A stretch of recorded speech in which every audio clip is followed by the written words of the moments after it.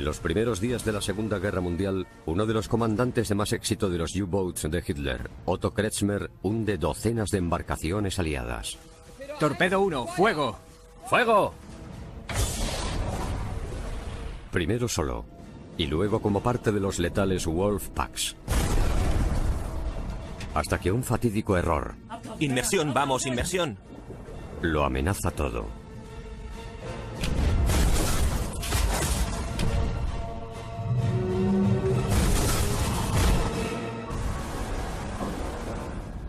En la Segunda Guerra Mundial, un arma submarina permite a los guerreros pelear por debajo de la superficie. Con astucia, fuerza y tenacidad, sus enemigos contraatacan. Es una apuesta desesperada, revolucionaria y en ocasiones primitiva para cambiar el curso de la guerra. Sus historias son leyenda. 8 de julio de 1940. Torpedo 1, fuego. ¡Fuego! El U-29, un U-Boat nazi, ha hundido un buque mercante aliado al sur de Irlanda. ¡Destructor! Pero un destructor británico les persigue. Cuando atacas a tu enemigo, tú eres el cazador. Inmersión. ¡Inmersión! Pero en cuanto te atacan sus escoltas, te conviertes en la presa. Vamos, vamos. La tripulación del U-29 realiza una inmersión para escapar.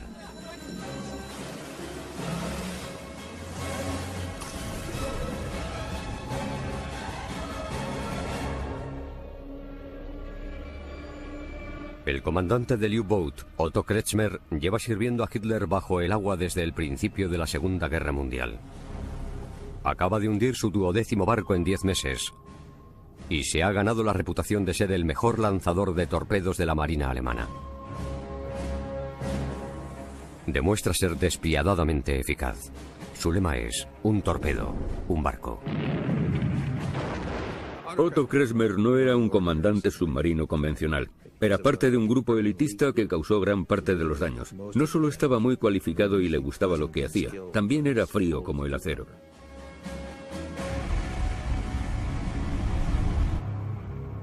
Es solo la segunda patrulla de Kretschmer a bordo del U-29. Él y su nueva tripulación se enfrentan a un explosivo comienzo. Es la primera vez que se ponía a prueba el frío y calmado carácter de Kretschmer, porque era la primera vez que le atacaron barcos de escolta aliados.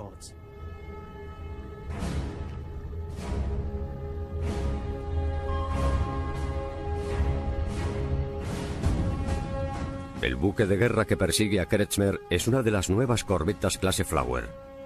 Mide 62,5 metros con un desplazamiento de 940 toneladas. Ha pasado de usarse en la industria ballenera a cazar submarinos.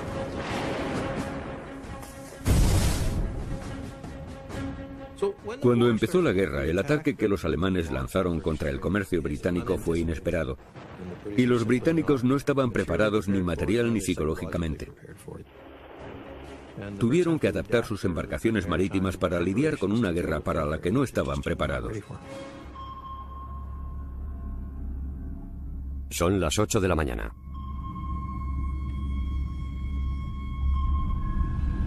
La corbeta clase Flower lanza bombas submarinas llamadas cargas de profundidad.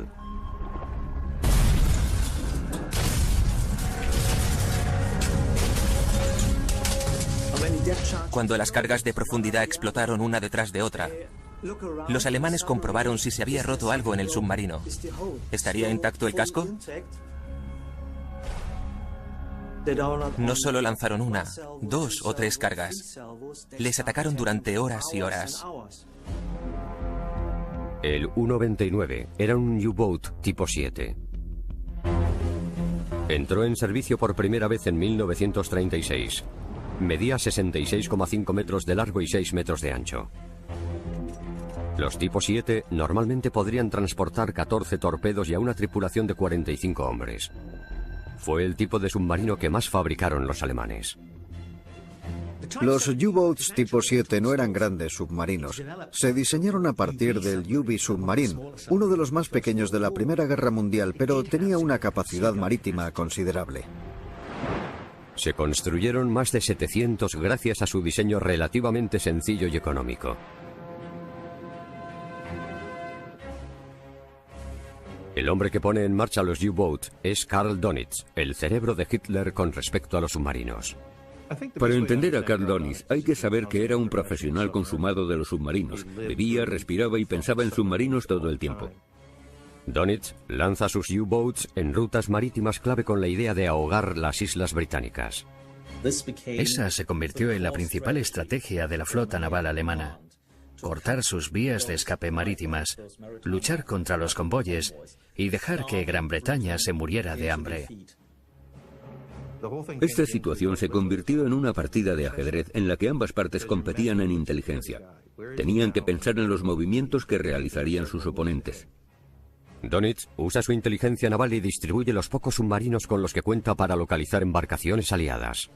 Al comienzo de la guerra no había muchos U-Boats en el mar. Los alemanes tuvieron que tomar decisiones en relación a su producción de guerra y no entraron dentro de esas decisiones porque su plan era luchar por tierra primero por el oeste y luego por el este. Tuvo que usar pocos submarinos. Lo único que pudo hacer es distribuirlos por todo el océano, como mantequilla, en una enorme rebanada de pan. Por eso, durante las fases iniciales de la Segunda Guerra Mundial, lucharon como en la Primera. Un solo submarino, vigilando un solo barco. A primera hora del 8 de julio, el U-29 de Dönitz ataca él solo al enemigo. Pero luego debe soportar un asedio de varias horas. Todo el mundo estaba muy estresado. A todos les recorría el sudor por la cara. Además, cuando estás en una situación de estrés, respiras más rápido. Sin saber cuánto tiempo durará el ataque, Kretschmer toma medidas para conservar el limitado suministro de aire del submarino. El comandante necesitaba conservar el oxígeno, por lo que ordenó a todos que se tumbaran en el suelo a dormir. Les dieron galletas y chocolate para sobrellevar la situación. Tras varias horas, seguramente estuvieran muy cansados. Algunos de los tripulantes se ponen máscaras que absorben el dióxido de carbono en un esfuerzo por que dure el oxígeno del U-Boat.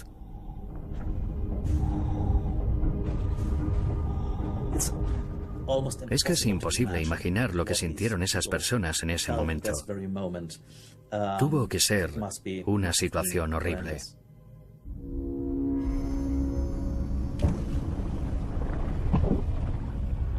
Pero tras la explosión de otra carga de profundidad, el hombre al mando del U-Boat sigue sin inmutarse.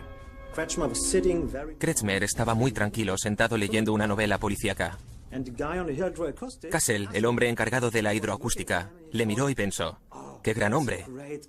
Nos están atacando, pero él está ahí sentado leyendo una novela.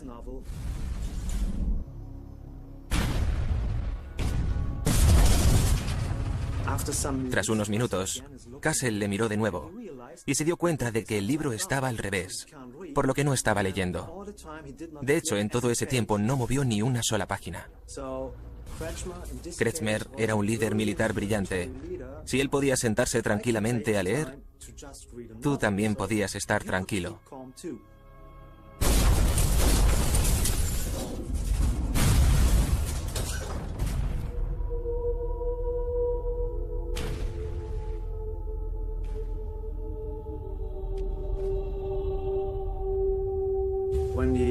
Como los ataques duraron varias horas, Kretschmer tuvo que pensar en muchas cosas.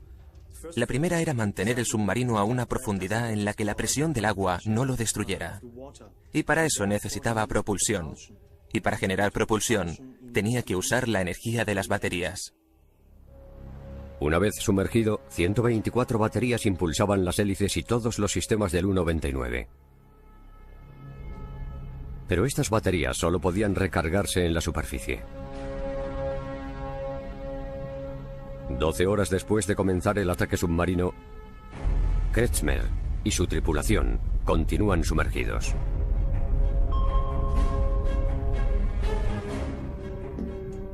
El ingeniero le dijo a Kretschmer que se estaban quedando sin batería. Prestad atención todos, vamos a cambiar el rumbo a 207. Kretschmer debe moverse o el U-99 acabará en el fondo del mar. Si esperaban a que las baterías se descargasen del todo, no tendrían ninguna opción de sobrevivir.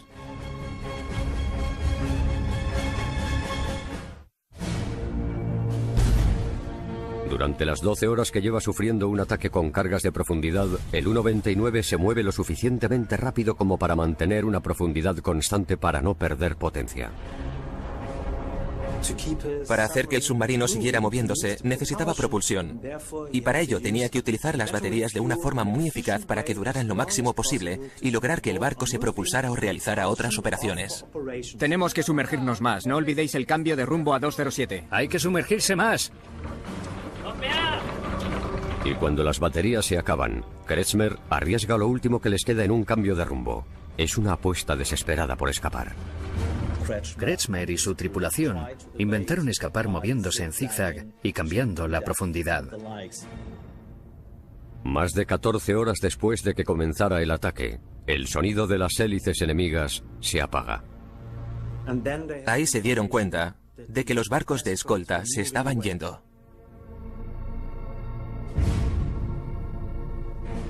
El U-99 había sobrevivido a 127 cargas de profundidad. Preparaos para subir a la superficie. ¡Preparaos, rápido! El nivel de las baterías estaba muy bajo y el oxígeno casi se había acabado. Por eso tenían que salir a la superficie.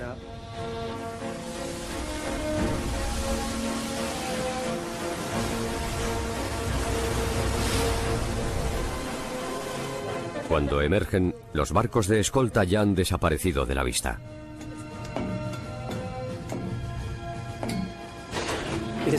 Se dice que el aire era de un color amarillo verdoso. El autor de una famosa novela sobre Kretschmer lo explica como si la muerte saliera en ese momento del submarino. Kretschmer fue el primer comandante de un submarino en experimentar un ataque tan largo con cargas de profundidad. Tuvo mucha suerte de que los barcos de escolta se fueran.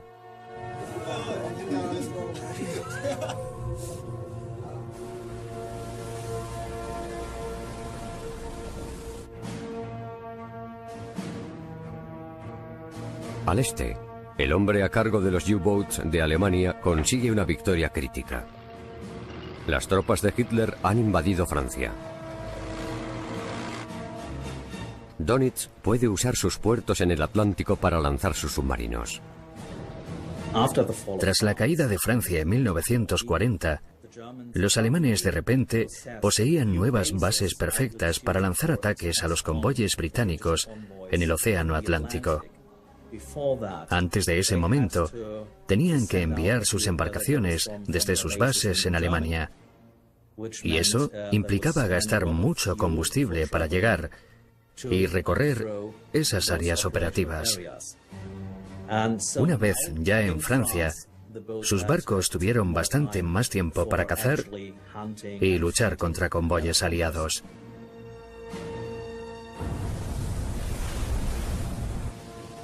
El 13 de octubre de 1940, Dönitz lanza al océano un U-99 desde Lorient, Francia.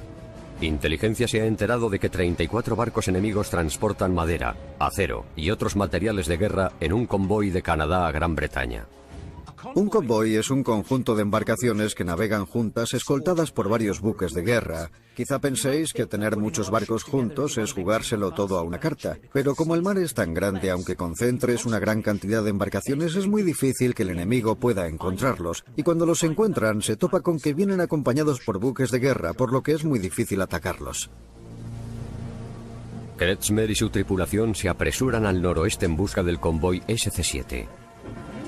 Todas las rutas de los convoyes tienen su propia denominación. HX era Halifax. SC significaba convoy lento para las embarcaciones más lentas cuando empezó a haberlas. Todas significaban algo y eso ayudaba a los convoyes a dividirse. Dönitz destina más U-Boats para que se unan a Kretschmer en la búsqueda de ese convoy.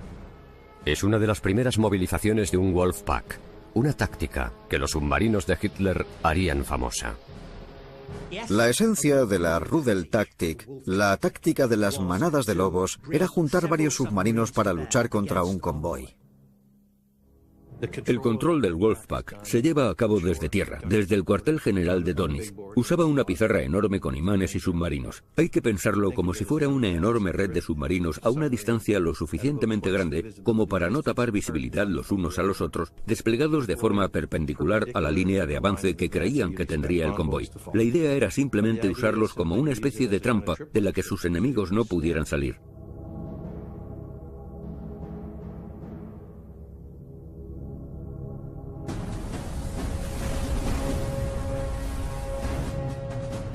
Otro submarino se ha unido a la caza. Es un U-100. El comandante de este U-Boat es Joachim Schepke, conocido y rival de Kretschmer y de su U-99. Schepke y Kretschmer fueron los dos primeros en completar la elitista formación de Dönitz sobre submarinos. Tras 13 meses en guerra, ambos estaban al mando de los U-Boats con más éxito de Hitler. Dos hombres astutos cuya finalidad era hundir embarcaciones británicas. El número de barcos con mayor éxito de los U-Boats no fue muy grande, pero hicieron la mayoría del trabajo. Si miramos el índice de éxito de los submarinos alemanes, alrededor de las 3/4 partes de los barcos aliados fueron hundidos por el 20% de los capitanes, los que estaban dispuestos a llegar al límite. ¿Pero podrán estos lobos solitarios cazar en manada?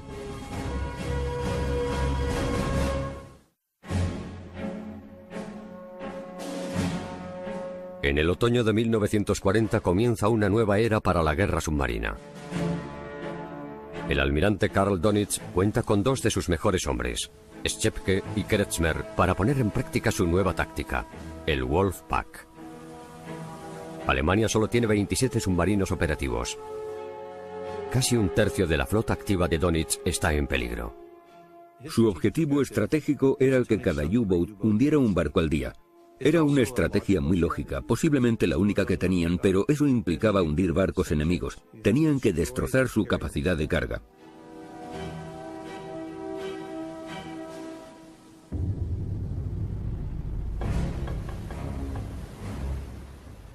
Atacar un convoy era la oportunidad perfecta. Este Slow Convoy 7 de 34 buques mercantes está protegido tan solo por 4 barcos de escolta. Su principal arma para detectar U-Boats es un sonar. Un sistema de detección activa, también conocido como ASDIC. Todo despejado a la derecha. ASDIC se inventó a finales de la Primera Guerra Mundial. Usaba pulsos de sonidos llamados pings para buscar submarinos en el océano.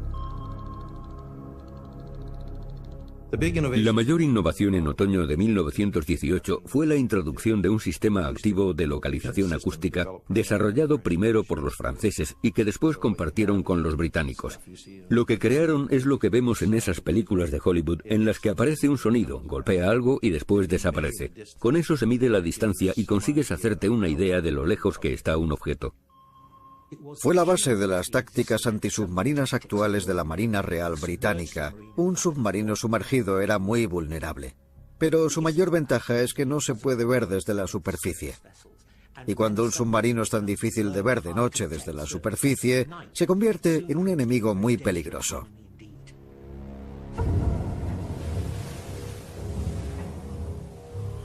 Tras interceptar el SC-7, Kretschmer y el resto del Wolfpack se acercan a él. Después, en la oscuridad de la noche, se daba la orden en el momento justo y ya podían atacar. Entonces entraba en escena la manada. Había mucho en juego. No solo era importante hundir los barcos, también crear un efecto de choque y demostrar a los británicos que podían hundirle sus barcos cuando quisieran. Schepke y los demás comandantes se preparan para disparar al convoy desde fuera. Llevábamos mucho tiempo esperando esto. Pero Kretschmer tenía su propio plan. ¿A cuánta distancia está? 1000 metros. A las 10 de la mañana, el U-99 se escabulle entre los barcos de escolta para tender una emboscada al enemigo donde menos se lo esperan. Kretschmer tenía un instinto asesino y era muy perfeccionista, por lo que encontró la manera de escabullirse estando aún en la superficie y meterse dentro del convoy. Tuvo mucha sangre fría para meterse ahí y después comenzó a lanzar torpedos a los buques mercantes. Cargad los torpedos 2 y 4. Cargad el 2 y el 4.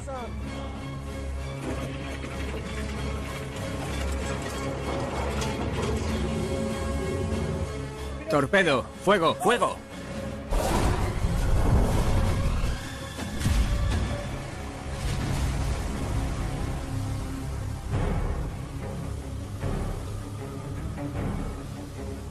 Se dieron cuenta de que les estaban atacando cuando se produjo la primera explosión en un buque y las llamas empezaron a extenderse. Ahí es cuando los barcos de escolta tuvieron que reaccionar. Los aliados se centran en el perímetro del convoy, que es donde suelen colocarse los U-boats.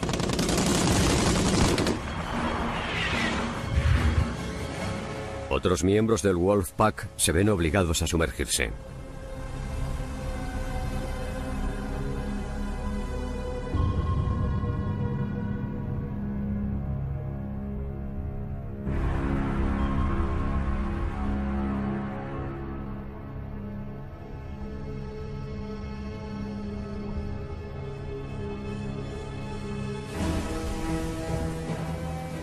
Pero dentro del convoy, Kretschmer sigue con el ataque. Torpedos 1 y 2, fuego. 1 y 2, fuego.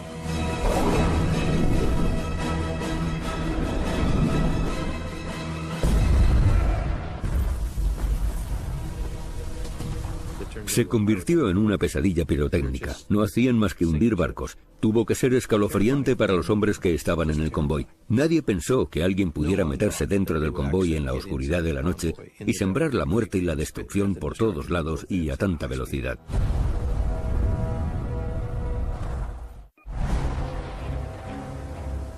A primera hora del día 19 de octubre, el U-99 disparó el último de sus 14 torpedos.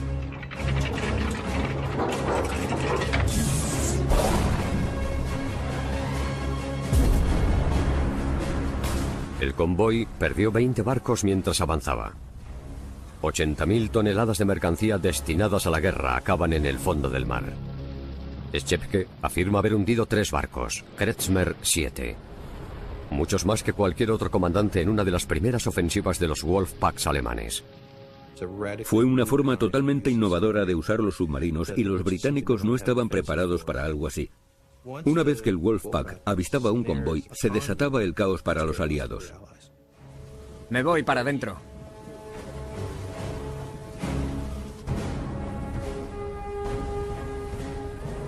Unos días después, el U-99 amarra frente a una multitud enfervorizada. Kretschmer y los demás comandantes son recibidos como héroes. La propaganda bélica alemana utilizó a los comandantes de los U-boats como héroes. Eran algo parecido a las estrellas del pop de su época. En todas las guerras ocurre algo parecido. Se necesitan héroes, se necesita gente victoriosa para levantar el ánimo de la gente. En Gran Bretaña, los estrategas bélicos se apresuran a desbaratar las nuevas tácticas de los U-boats alemanes. El Imperio Británico es un imperio marítimo que depende del envío de mercancías por mar. Eso es una ventaja porque significa que Gran Bretaña debe recibir mercancías de todo el mundo, pero por otro lado, implica que debe controlar el mar. La Marina Real manda los buques de guerra que hasta entonces protegían las costas británicas al Océano Atlántico para proteger a los convoyes. No podía permitir que el enemigo le quitara su uso del mar. Los británicos están trabajando para aplicar una nueva tecnología denominada radar, ondas de radio para detectar aviones enemigos en el mar. Mientras realizaban esta modificación, Gran Bretaña estaba siendo bombardeada. Estaban destrozando los puertos desde el aire. El Blitz lanzaba sus ofensivas. Fue un periodo muy complicado para Gran Bretaña. Marzo de 1941. Los Wolfpacks nazis llevan 5 meses dominando la batalla del Atlántico. El convoy HX-112 viaja desde Halifax hasta Gran Bretaña. El HX-112, HX por Halifax, era un convoy rápido que se dirigía a Europa. Estaba compuesto por diferentes tipos de barcos, petroleros, buques de carga. Una de las características de este convoy que lo hacían importante e interesante es que por primera vez los U-Boats se enfrentaron a un grupo de escoltas bien entrenados. Supervisando los 7 escoltas que protegían este convoy de 41 barcos estaba el comandante Donald McIntyre. Ha demostrado ser un cazador astuto desde que capitaneó su primer buque patrulla británico en 1935. McIntyre estaba centrado en destruir U-Boats. Es lo que quería hacer, quería hundir submarinos. Hace pocas semanas que McIntyre es el comandante del HMS Walker, el principal destructor en una de las primeras flotas británicas dedicadas a la protección de un convoy. ¡Tirad! Era muy arriesgado. No solo servir en un buque de guerra o en un buque mercante, también el hecho de surcar el Atlántico. Había una amenaza constante de ser atacado por un U-Boat y enfrentarse a una muerte terrible.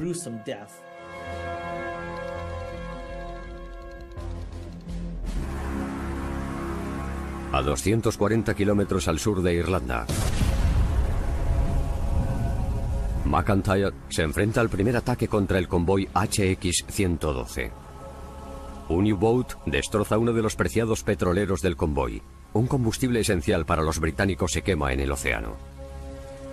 Los petroleros siempre son blancos muy espectaculares, porque provocan grandes llamaradas, y este no fue una excepción. Eso afectó mucho a McIntyre, quien dijo que la explosión era una visión muy deprimente. Los ataques de los U-Boats eran cada vez más efectivos.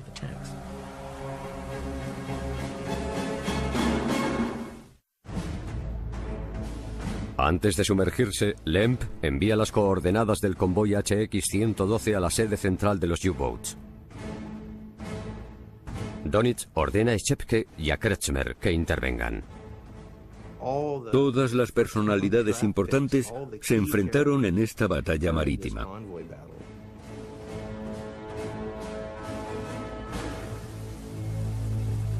Pero uno de los escoltas del convoy cuenta con una nueva herramienta diseñada para dar al traste con la táctica de los U-Boats. En la flota de guerra de McIntyre se encuentra el HMS Bannock, una embarcación dotada de radar. Una tecnología que permitía a los barcos localizar los submarinos. El Bannock fue uno de los primeros destructores equipados con un sistema de radar. Era algo totalmente nuevo y una nueva amenaza para los U-Boats. Ahora los podían descubrir por la noche desde la superficie. Sin saber de este avance fundamental, los principales comandantes alemanes se preparan para atacar. Habían tenido éxito contra convoyes mal protegidos. Ahora las tornas estaban a punto de cambiar, pero ellos aún no lo sabían. 16 de marzo de 1941. Tras localizar el convoy, Kretschmer planea deslizarse entre el HX-112. El comandante del U-99 echa un vistazo a través de la niebla con unos prismáticos creados especialmente para un as como él. Al ser un comandante de submarinos tan importante, Kretschmer usaba unos prismáticos de mayor calidad que los de los otros capitanes. Estos le permitían, sobre todo de noche, ver barcos en la superficie con mayor precisión. Tenerlos era muy importante para Kretschmer y su imagen personal. Kretschmer tiene que usarlos para evitar un choque accidental con un barco enemigo. La zona norte del Atlántico no era un lugar nada acogedor ese marzo, y además con niebla y llovizna le iba a ser muy difícil atacar. Pero a Kretschmer le gustaba asumir riesgos, quería introducirse en el convoy. Esa era su táctica, adentrarse en el convoy y destruirlo todo. Eso intentó a pesar de las condiciones meteorológicas. A las 10 de la mañana, el U-99 navega a través de la niebla para infiltrarse en líneas enemigas donde ningún barco de escolta esperaba encontrar un submarino nazi. Todos al puesto de combate. ¡Todos al puesto de combate! Evitando la detección submarina y amparados en la oscuridad de la noche, Kretschmer y su tripulación se preparan para atacar. Torpedo 1, fuego. ¡Fuego! Atacaron de noche y por la superficie donde el sistema ASDIC no podía detectarlos.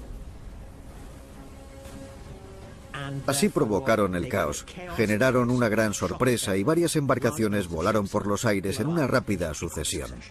Torpedo 3, fuego. ¡Fuego! Torpedo 4, fuego. ¡Fuego!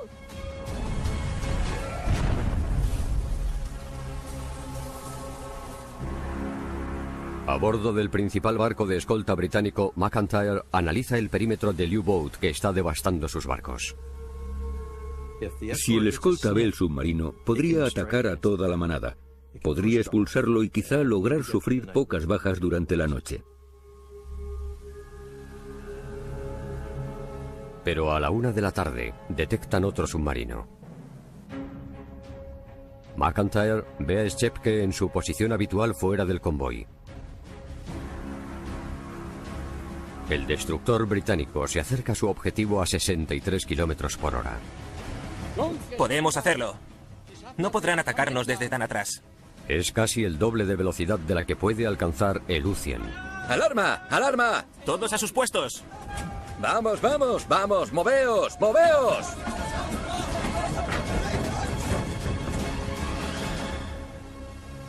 Con pocas posibilidades en la superficie, la única opción de Schepke es intentar esconderse en las profundidades del océano. En una situación de guerra así, no puedes pasarte horas y horas para decidir qué hacer.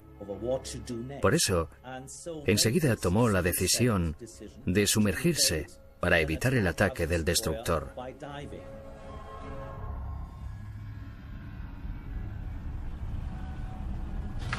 ¡Vamos, vamos, vamos!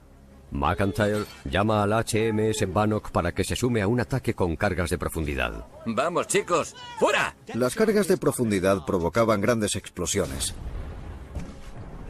Si se producían cerca de un submarino, podían causarle daños muy graves.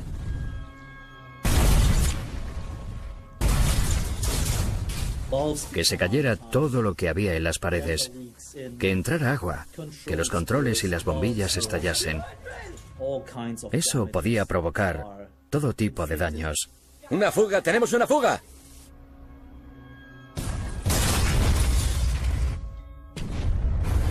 Los daños eran catastróficos. Puede llegar a entrar tanta agua que si no sale a la superficie se hunde.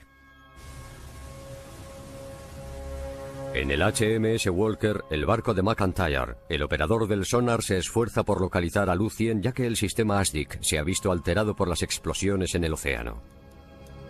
El mar es un entorno muy complicado, y más cuando lanzas cargas de profundidad. Es muy difícil distinguir las cargas de profundidad de un submarino. Otro problema al que se enfrentaba el sistema ASDIC es que este está en la zona delantera del barco y las armas se disparan desde la zona de atrás. Eso significa que cuando atacas a un submarino hay un espacio entre el punto en el que has perdido el contacto y el punto en el que has lanzado la carga, y debes modificar el objetivo.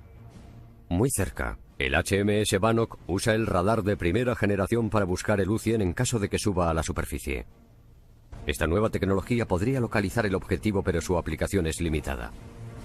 El primer radar que entró en servicio fue el tipo 286, que es un radar de 1,5 metros atado a la cabecera de la embarcación. El problema era que el objetivo tenía que estar enfrente, no podías girar las antenas, tenías que estar señalando al otro barco. Poco después de las 3 de la tarde, Schepke emerge a casi 1 kilómetro de los barcos de escolta pensando que puede reparar la fuga y huir de forma segura. Pero un giro inesperado Objetivo enfrente. le coloca justo enfrente del primer sistema de radar, por lo que pueden localizarle. Si hubiera estado un poco más a la izquierda o a la derecha, es probable que el 286 no lo hubiera detectado. El Bannock se lanza a por él. El comandante decide embestir el U-Boat. Tranquilos, no podrán hacerlo. Nos pondremos detrás de ellos.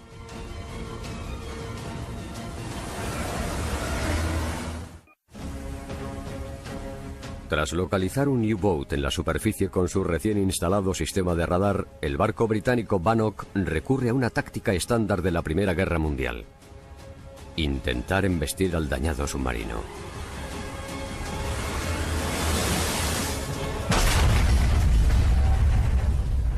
El destructor golpeó el U-Boat, el U-100, destrozando el denominado castillo del barco nazi. Schepke se quedó aplastado con las piernas entre la cubierta y el periscopio, hasta que se hundió en el agua y murió. El U-Boat se hundió.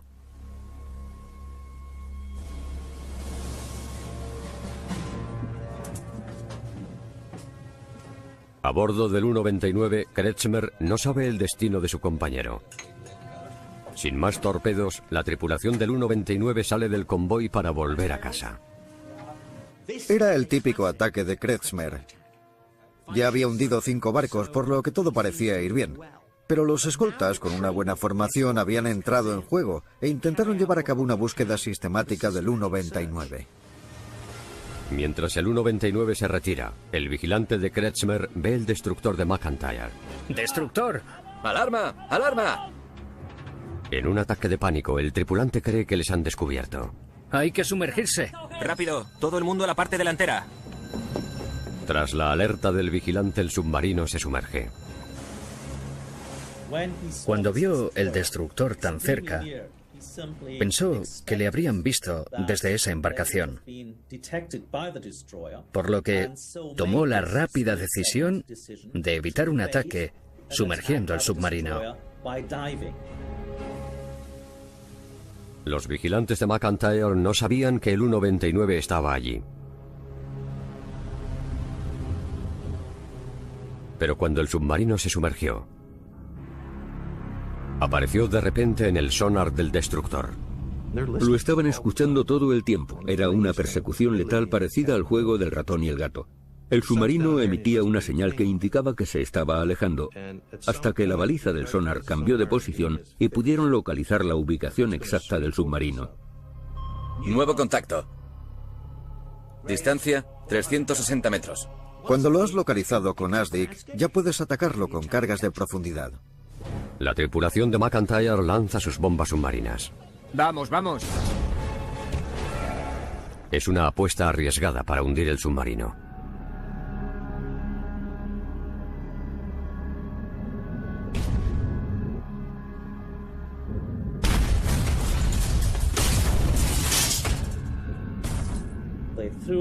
Lanzaron cargas de profundidad y las detonaron cerca del U-Boat, causando daños muy importantes.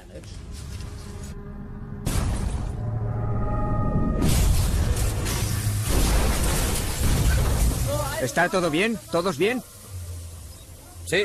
Con los controles estropeados y el equipo y los instrumentos hechos añicos, Kretschmer y su tripulación se sumergen aún más, hacia el fondo marino, en un submarino gravemente dañado.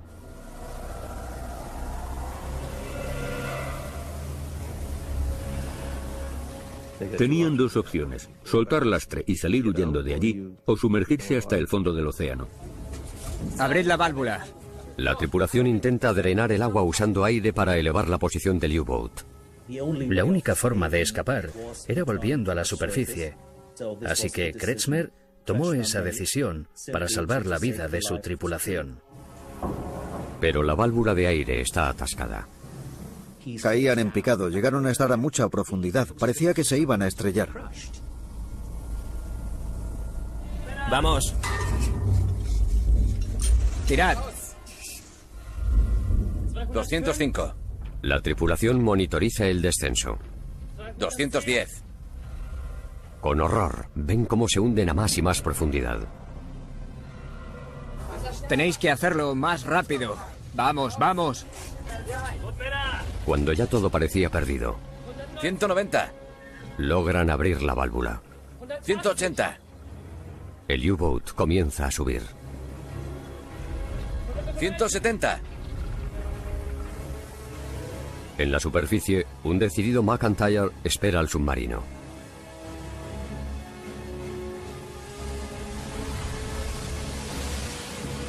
En cuanto ascendieron, Empezaron a dispararles.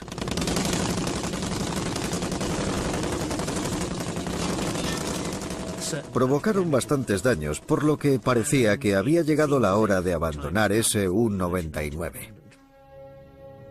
Pero desde ese siniestrado submarino, uno de los comandantes de U-Boats más importantes de Hitler envía una última transmisión. Aunque la suerte le había abandonado, Kretschmer era un profesional, por lo que decidió enviarle un último mensaje muy corto a Dönitz. Simplemente decía: cargas de profundidad, 2 destructores, 53.000 toneladas, Kretschmer. El último mensaje que envió desde el submarino fue: he hundido varios barcos, varias toneladas de mercancías. Abandono el submarino. Kretschmer. Eso indica lo frío que era. Más de 5 horas después de que el U-99 lanzara su ataque, Kretschmer ordena a su tripulación en la cubierta que se preparen para la rendición. Kretschmer encendió un cigarro para calmar a sus hombres y para mostrarles que él era el que seguía al mando de la situación. Hizo una señal a los británicos para que se llevaran a toda su tripulación. Y los británicos lo hicieron. Una vez que el submarino quedó inutilizado, ya estaba el trabajo hecho.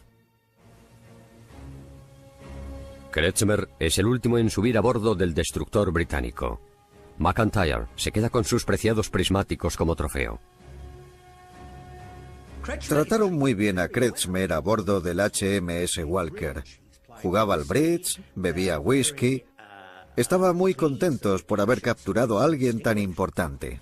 Kretschmer pasó el resto de la guerra como prisionero de los aliados. La batalla contra el convoy HX-112 le costó a Dönitz 2 de sus mejores submarinos. Cuando Kretschmer y Schepke cayeron en marzo de 1941, fue algo catastrófico para las relaciones públicas de Alemania. Habían gritado a los 4 vientos los éxitos de estos héroes y de repente ya no contaban con ninguno de los dos. La otra cara de la moneda es que los británicos quedaron como grandes asesinos por haberlos destronado. Lo más trágico es que los perdieron en un espacio muy corto de tiempo, pero aún tenían muchos tripulantes de submarinos jóvenes y muy capacitados. La flota de submarinos alemanes no estaba acabada ni mucho menos. Esto fue solo el principio.